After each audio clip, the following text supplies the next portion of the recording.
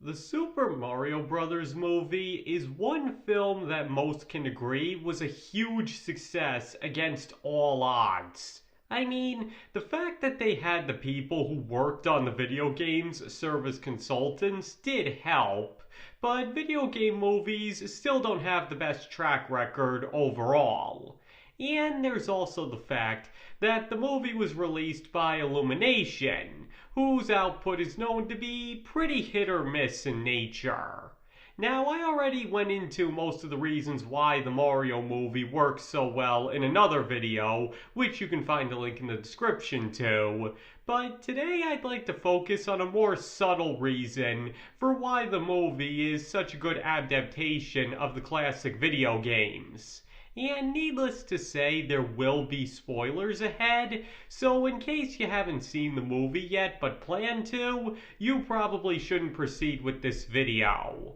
You have been warned.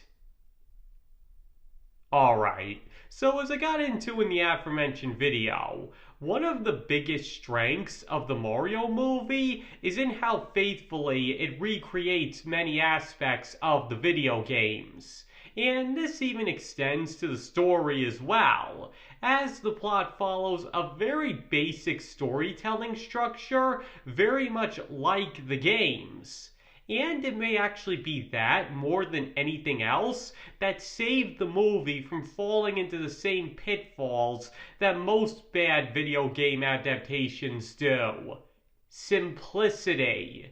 Because when you really look at it, that's what Mario is all about.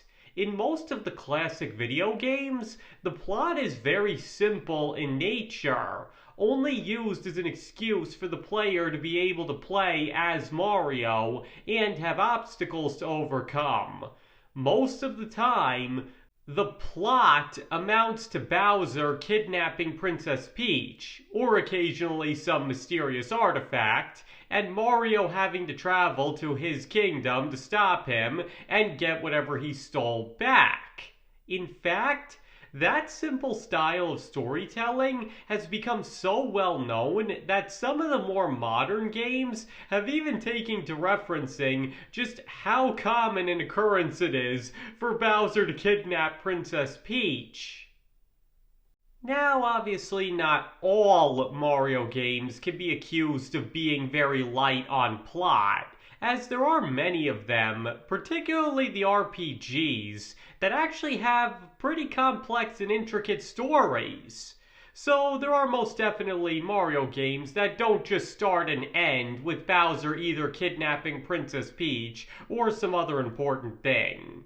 But those games tend to be the exception, not the rule, and aren't as popular with gamers that aren't hardcore fans of Mario. In other words, when most regular people think of Mario, they tend to think of a very simple video game whose plot only exists so that there's something to play in the first place. And there's nothing wrong with that. And some games even take this a step further by having no plot at all, with the Mario Kart series probably being the most notable example of that. Basically, the point here is that unlike certain other video games out there, which have very complex and intricate stories to complement the gameplay, the Mario series takes a much simpler approach in terms of plot most of the time. The whole point of Mario is to have a fun game to play, so the story is simply a means to an end, and usually serves no greater function than that. And it suits the type of games they are very well. It's all about playing the game, not the in-story reason behind the character's actions. Though again, there are most definitely exceptions to that, yes, but in most mainstream Mario games, that's what the plot usually amounts to. Now at this point you might be wondering, what's my point with all of this? That simplicity is generally the name of the game when it comes to Mario. The story is usually as basic as it can get, and even the characters and gameplay are often very simple in nature too. It's all about playing the game for the game's sake. and the Mario movie heavily benefits from taking the same approach. Because one of the biggest problems movie adaptations of video games usually have is that they end up making things way too complicated, often in an effort to have certain aspects of said video game make sense in a more traditional, non-interactive format, and the results tend to not only end up very confusing, but virtually unrecognizable from what fans loved about the video game. Heck, even the 1993 Super Mario Bros. Movie is extremely guilty of this. The plot is so convoluted and complex that it completely misses the point of what fans love about Mario.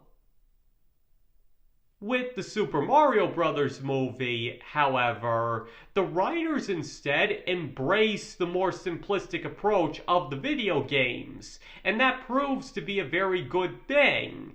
As I've said in other videos, a movie doesn't always have to have the most complex story in the world to be good. Sometimes simple is better.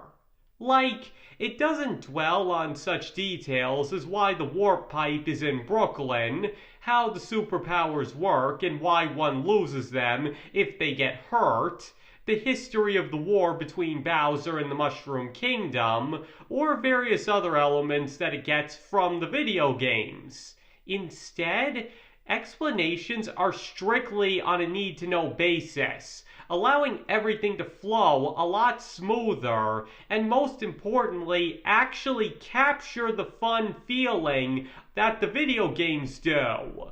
Because simply put, this movie was made for fans of the video games first and foremost, so they don't need complex explanations for how everything works. And because they're already so familiar with the lore, don't need to have most things explained to them to understand what's going on. And that's what a lot of other video game adaptations seem to forget.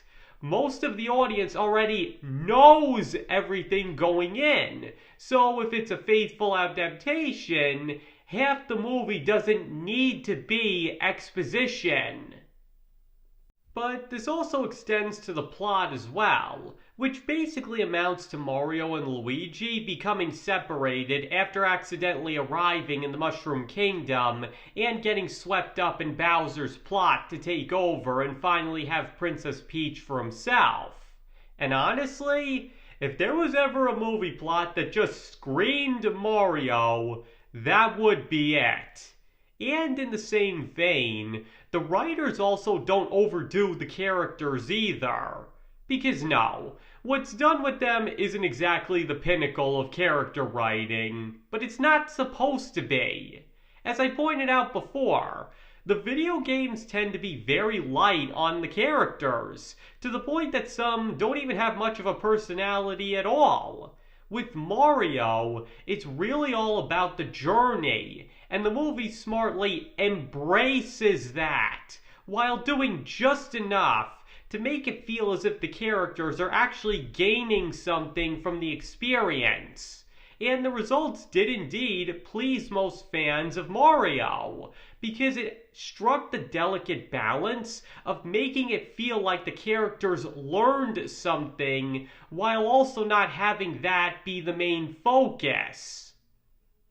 Though ironically, the one character that they might have actually focused a bit more than usual on is Bowser himself. But considering he is the villain, it does make sense that they'd want to spell out his motivation, since his actions are what drive most of the story. But it's still interesting to note, since he's often one of the most simple aspects of any Mario game. I mean, he's the brutish king of the Koopas who desires to kidnap Princess Peach so that he can take over the Mushroom Kingdom and have her for himself. And even when his plan doesn't involve kidnapping the princess, his goal still in some way ties back to expanding his kingdom and power. And one has to admit, that's just about the most simple motivation a villain can have. But in the movie, his goals are slightly changed to overemphasize his lust for Peach, which is a lot subtler in the video games, with him using the Mushroom Kingdom more as a bargaining chip to ensure she does what he wants. As the ending shows, he truly has no qualms with destroying it if he felt it necessary. And to that end, he's also shown to be a lot crueler than most video games have ever depicted him. But once again, this does make sense, seeing as this is a movie and he is the villain after all. Though what also helps the character a lot in this department is Jack Black's performance. Because as I got into in my video on the character, which you can also find a link in the description to, the movie knows all too well that having a character like Bowser lusting after somebody like Princess Peach to the point that it motivates everything he does is completely ridiculous, and thus plays that absurdity for all the humor it's worth, which was the best way to do it. And casting a comedian like Jack Black was also a very smart move, because he not only makes Bowser very funny, but understands the character well enough so that he can also come across as extremely menacing when he has to. And honestly, that does pretty much sum up Bowser in a nutshell. A villain that can be pretty comical, but also a very dangerous threat that shouldn't be taken lightly. And again, the fact that Black is able to convey all of that is really impressive and shows just how well he understood the character.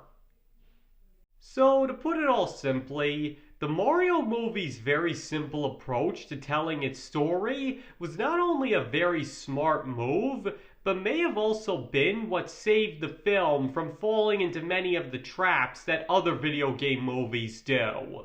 Because as I just spent the whole video going over, simplicity has always been a strength of the video games, so it stands to reason that it would also be a strength of the movie as well, and the film's success only proves that.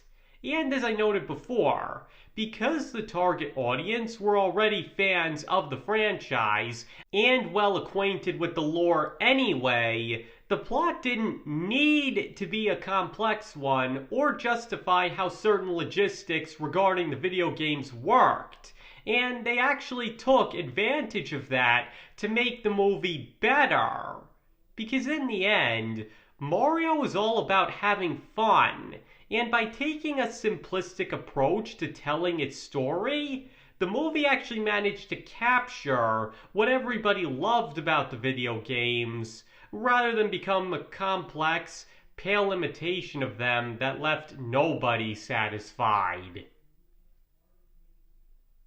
Okay, I think that's everything I had to say on that. So now I'd like to hear what you guys think. Do you believe that the simplicity of the Super Mario Bros. Movie was a major reason why it worked so well as an adaptation of the video games? Or do you believe the plot could have stood to have been a bit more fleshed out or complex? Please let me know your thoughts in the comments below. And as I always say, you don't have to agree with this video just because you watched it. You can feel about the Mario movie and the way it handles simplicity any way you want to, and if you think I had it all wrong, that is completely fine. And thank you all for watching. It is all greatly appreciated, and I hope to see you all next time.